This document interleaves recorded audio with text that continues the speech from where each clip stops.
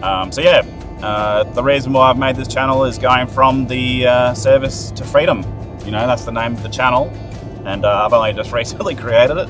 So I think that probably suits for what I'm trying to do, which is, I was very much military minded. I haven't really been civilianized so much or transitioned back to Civvy Street just yet. Very much still military minded. Currently located in Cairns. I'm doing project management at the moment on the Australian Border Force patrol boat vessels. That's what's paying the bills at the moment. I suppose once I left the Navy, I did start up my own handyman sort of business because I always enjoyed building things in my time off when I was in the Navy. Always did woodworking and the like.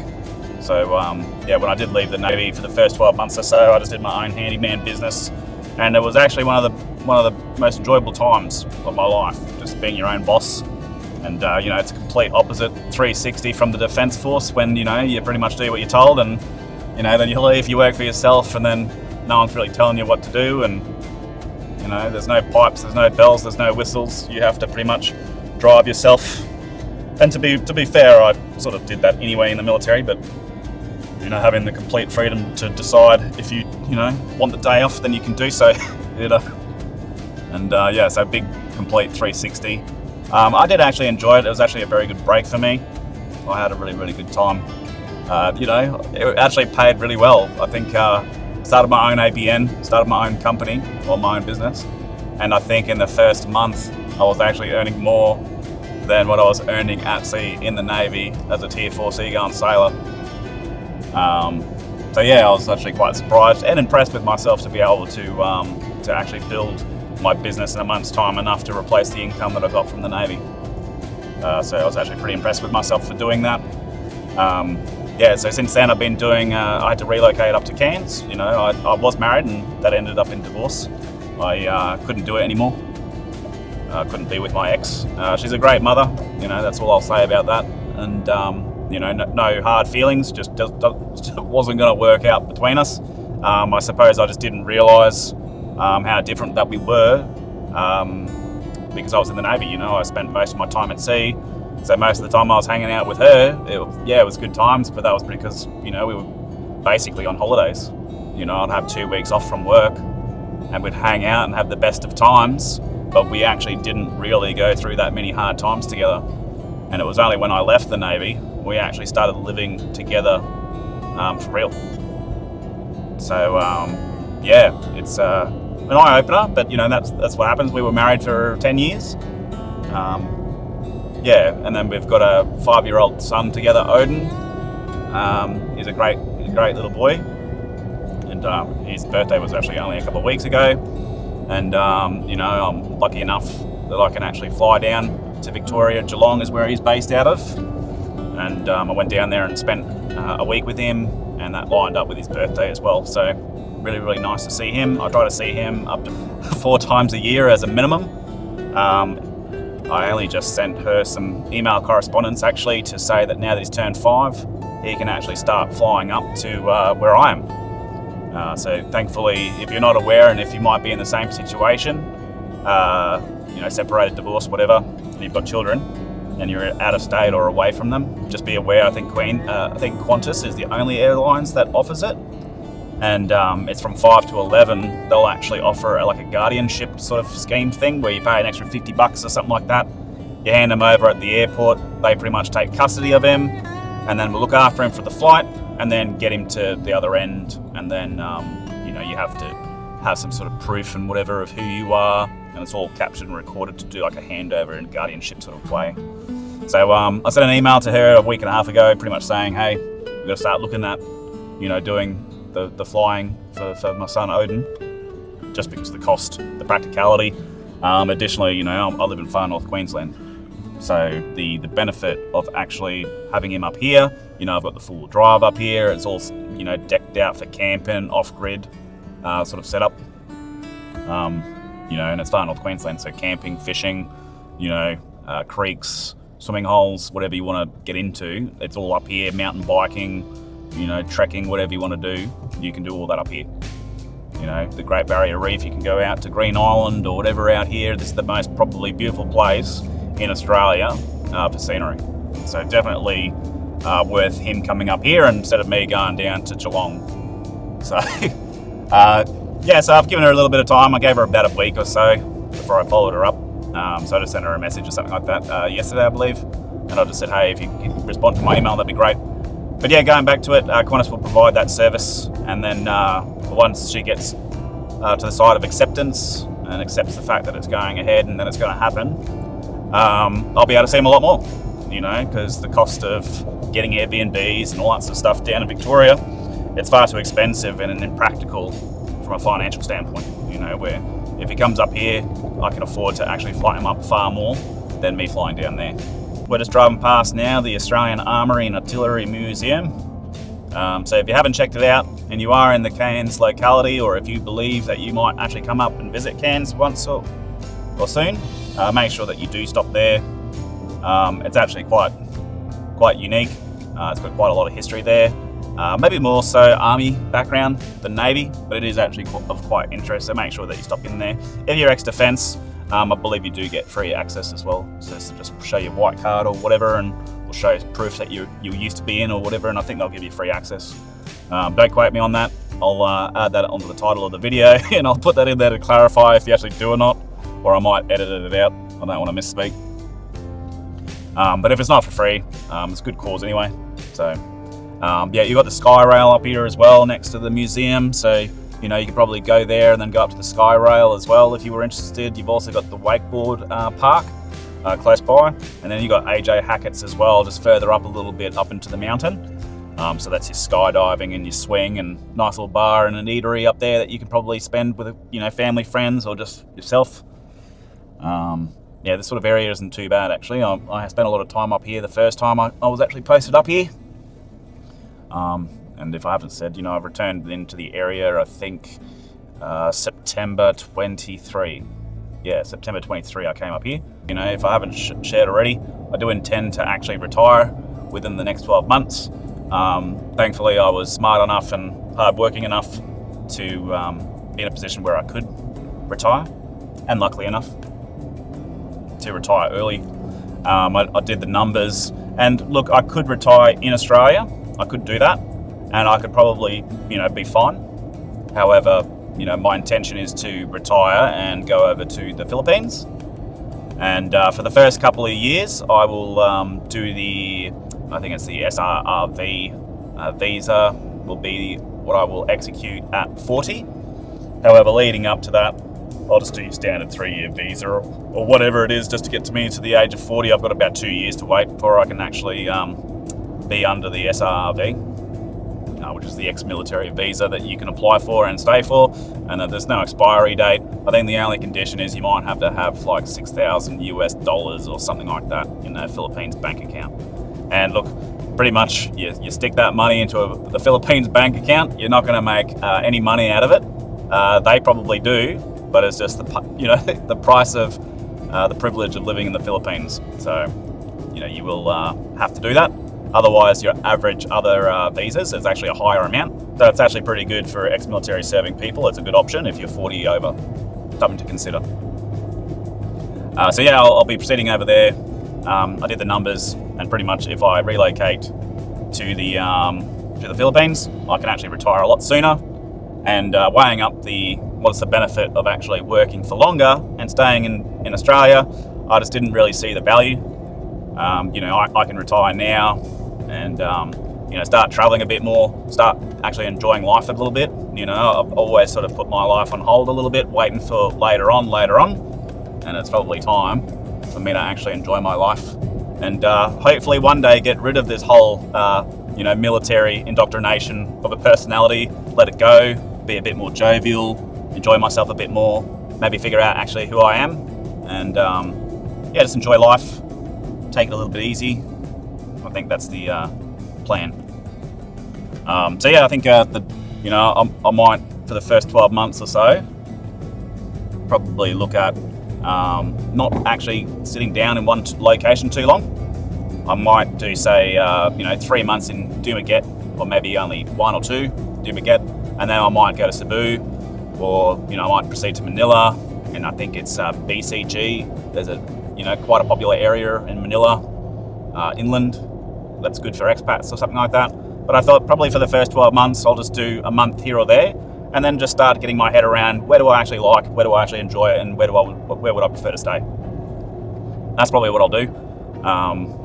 And then when I probably hit 40, and then finally actually become long-term Philippines, or under that visa, I think by then I should have a good sort of indication as to where I actually want to call home or a home base.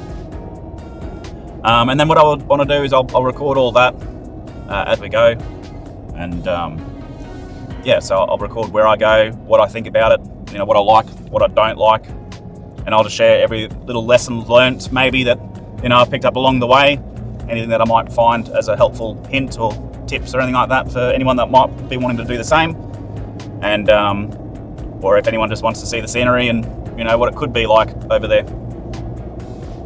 Now, why don't I want to stay in Australia? I think everyone has their own reasons, I suppose, for expats and whatever, for moving overseas. My reasoning is quite simple.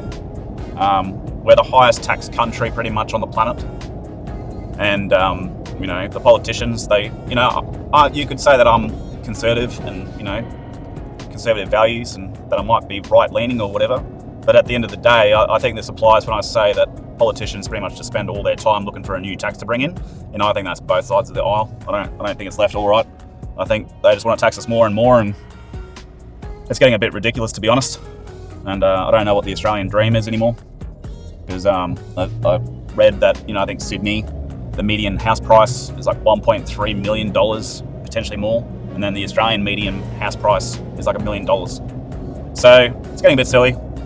It doesn't seem like it's actually going to get cheaper before it gets more expensive. The cost of living is ridiculous in Australia. I'm actually quite fortunate. I think I'm in the top 5% or potentially even in the top 1% of earners in Australia, and I think it's ridiculous. So I can only imagine what it's like for anyone else in Australia that's not in the top 5%. Like, if I think that the cost of living is ridiculous, I couldn't even imagine it.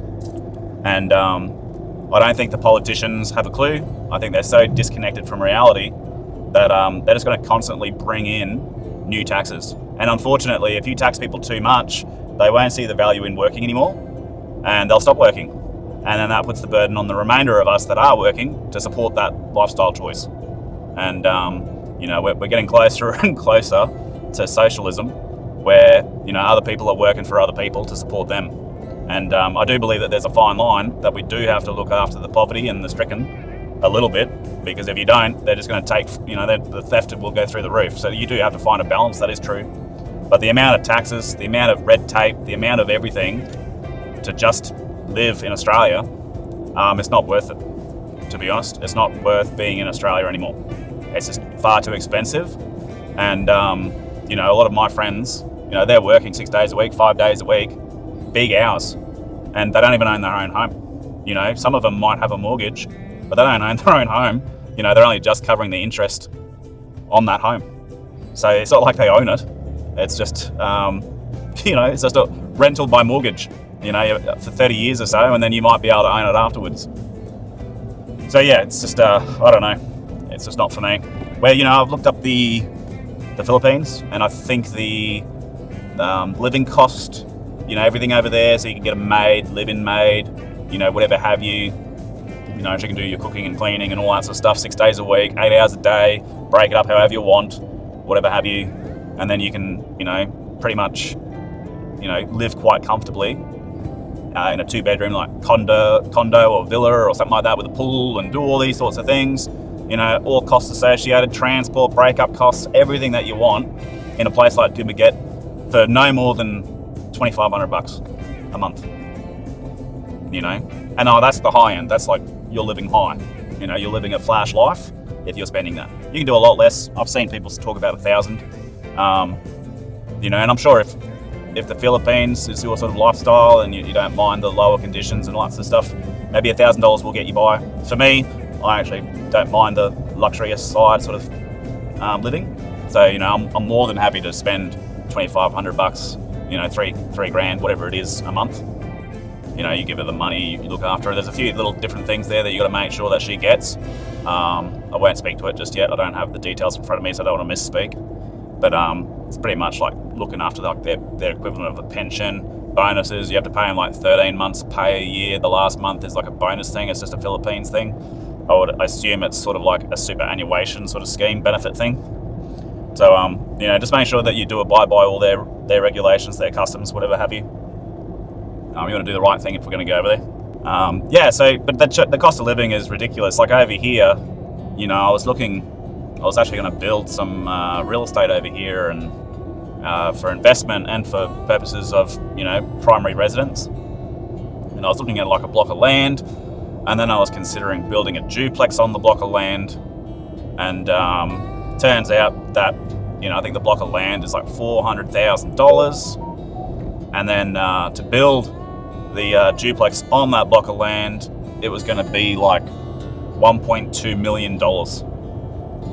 And the last house that I built was in 2020, so it's been 6 years since I last built and paid for building. However, I was quite taken aback by the cost of how much that would cost me to actually build that. So I could have done that. Could it have been a good investment? Yes, if the housing market doesn't crash, if it keeps going up and trending the way that it always does, yeah, it could have been a good investment. Or I could just put that money away, in the S&P 500 or something like that, and then just live off the growth of interest, and and then even if you did that, the return would definitely pay for your cost of living in the Philippines, and then you'd have savings left over. So that's what I've decided to do, is I'll just retire, go overseas, and stop giving Australia my money, to be honest.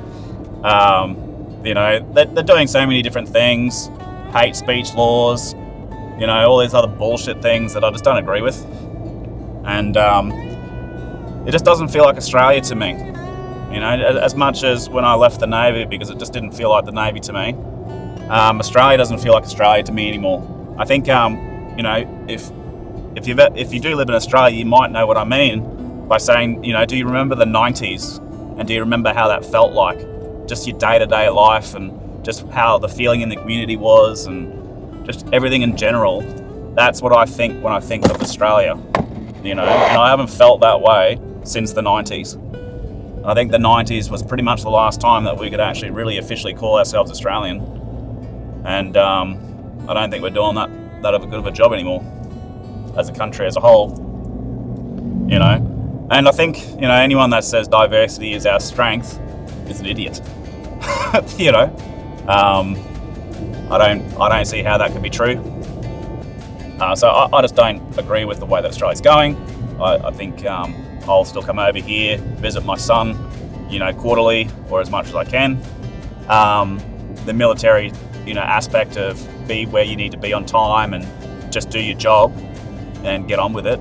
And, that sort of attitude of go-getter and discipline, I think it's really helped me. And, so yeah, very happy with the sort of work that I'm doing, which is still in the maritime environment. Even though I've left the Navy, it still, lets me look at the ships and stuff, which I've always been quite interested in, that sort of thing.